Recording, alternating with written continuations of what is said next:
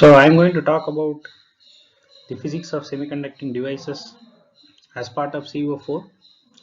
The important topics will be covered as listed in the syllabus. So we will first discuss P and N type semiconductors. So how we dope an intrinsic semiconductor and how we get a P type and N type semiconductor we will discuss. Then we will see the concept of PN junction. So what is a rectifier? So how a diode looks when it is forward biased, reverse biased. Then we'll talk about Hall effect, quantum tunneling. Then we get into transistors, bipolar junction transistor and field effect transistors.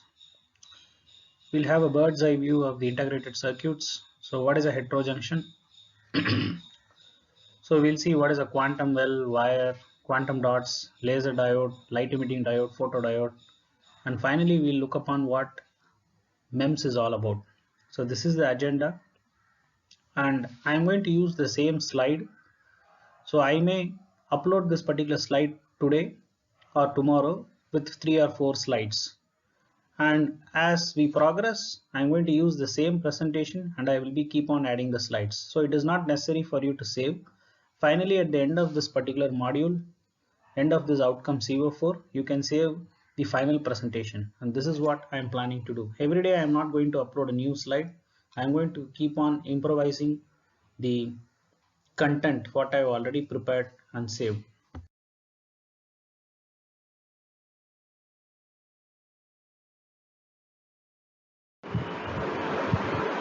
Okay, now let us see why semiconductors are very special. See, semiconductors are known for their wide properties. Like we can play with their resistivity by varying the temperature. We can play with their band gap. Then semiconductors can be used, say, from ultraviolet applications to far infrared applications. So the frequency of operation is very large. They have very fast response time. So what do you mean by response time? Semiconductors by and large are used in integrated circuits.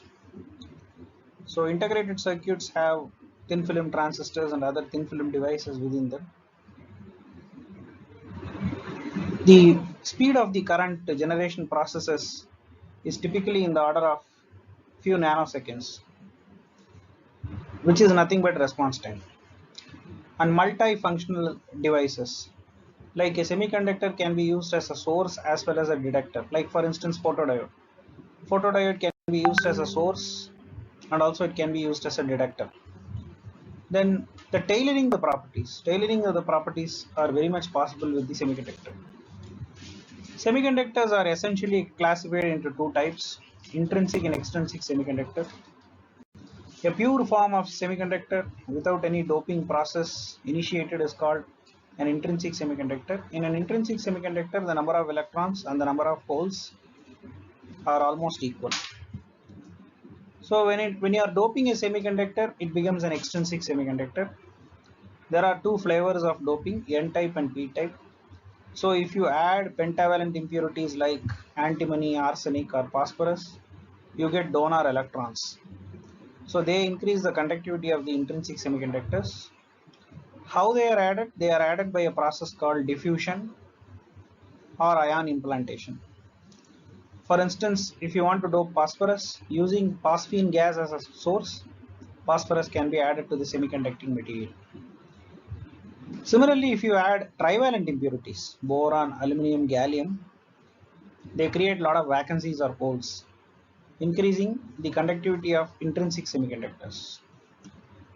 Generally, for pentavalent impurity, phosphorus is used, and for trivalent impurity, boron is used.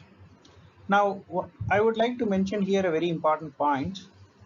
See, if you have a look at the syllabus content of this course outcome, I am deliberately avoiding few topics like, for instance, effective mass, rectifier equation, etc. now, even though I have listed them. Why? Because these are very difficult to explain in a PPT unless there is a personal interaction, one-to-one interaction. So I would like to reserve those topics for discussion later in the classroom whenever we are going to meet. Now I am going to finish certain topics which can be explained using online tools, and then I will come back to those topics which are very difficult. I hope you have understood whatever I have told.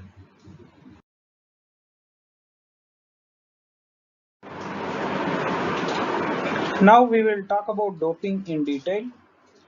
In this particular slide, you can see the band gap structure. The band gap for a semiconductor can be anywhere from say zero point 0.3 or zero point 0.4 electron volt to say up to 5 electron volt. And you are all very much aware of what band gap is. Band gap is the energy level difference between the conduction band and the valence band. Now we have something called Fermi energy here. I have already explained to you enough in the classroom about what Fermi energy is all about. Fermi energy denotes the position where you have the number of carriers. That is, up to Fermi level, you have active carriers being present. Now we will discuss the doping process.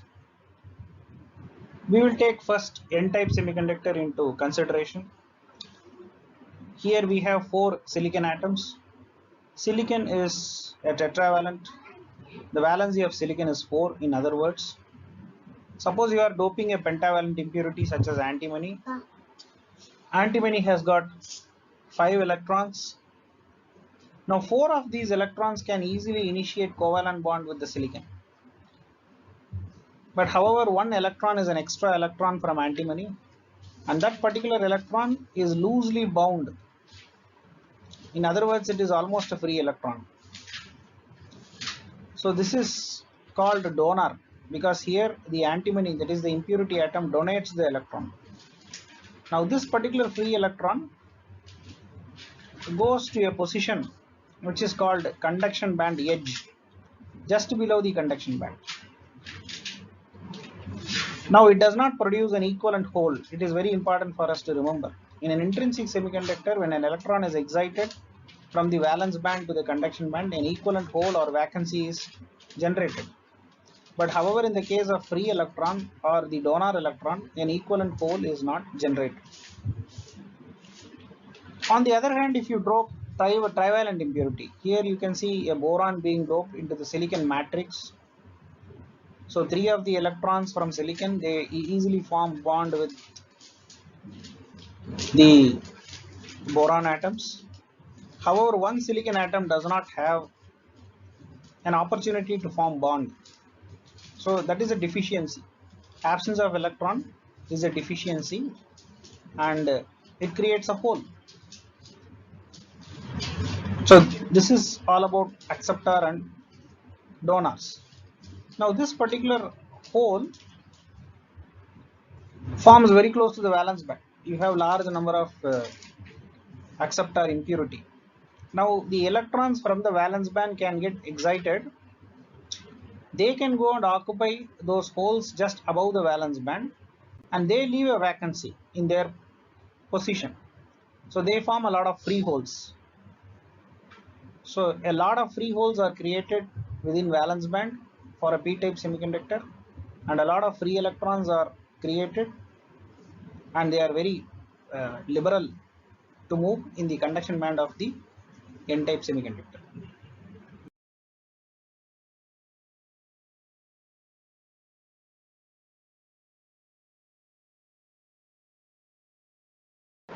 We will talk about p-n junction. From this definition, what is given in the slide, we can say that the p-n junction is formed or created when a p-type semiconducting material is fused into n-type semiconducting material. It creates a p-n junction, or in other words, it's a diode. You can see the schematic diagram of a p-n junction, unbiased p-n junction. We have the n-type semiconductor in one portion, then you have the p-type semiconductor in another portion. Now there exists a large density gradient. So due to this density gradient of charge carriers, the electrons from the n-type region close to the junction, they leave their respective positions, they diffuse across the junction, They go to the p-type region and they fill up the holes, as a result of which you have some positively charged donor ions close to the junction from the n side. Similarly, when the holes migrate, an excess negative acceptor impurity, or what can I say, negative acceptor ions are created in the vicinity of the junction from the p side. Suddenly you have a small region where you have positively charged donor ions in the n side and the negatively charged acceptor ions in the p side. An equilibrium position is reached where no more migration is possible across the junction via diffusion, because the repulsion takes place. The holes, when they want to migrate from the p-type region to the n-type region, they are repelled by the positively charged donor ions in the n side. Similarly, the electrons, when they want to get into the p-type region, they are repelled by the negatively charged acceptor ions in the p side. So now we have a potential barrier. They have a potential difference, the ions in the vicinity of the junction. So this is called potential barrier region. Now this particular region does not have any free carriers. They neither have free electrons nor have free holes. So this is called depletion region or space charge region. It is called depletion region because it is depleted of free carriers. Now when you are biasing a PN junction, you are giving some external energy. There are two methods of biasing, forward biasing and reverse biasing. So forward biasing is nothing but connecting the p-type region to the positive electrode of a battery, connecting the n-type region with the negative electrode of the battery. Then you have large movement of free electrons and holes. The positively charged electrode of the battery, the positive polarity of the battery, it repels the holes.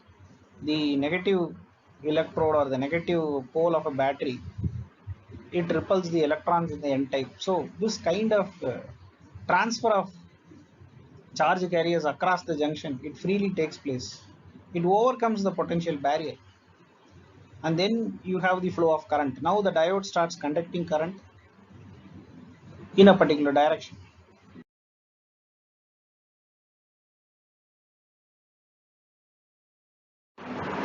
So in this slide, whatever I have explained in the previous slide is summarized formally by few bullet points.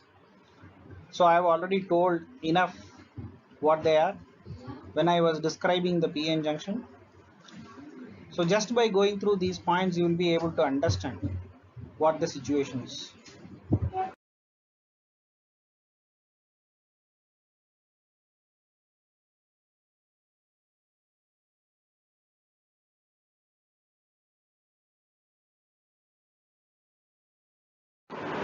Now this slide, you can see the IV characteristics of a PN junction when it is forward biased, when it is reverse biased.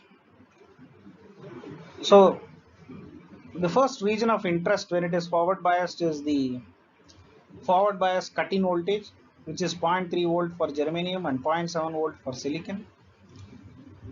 Until you impose a 0.3 volt for germanium or 0.7 volt for silicon, you can see that the plot essentially is along the x-axis.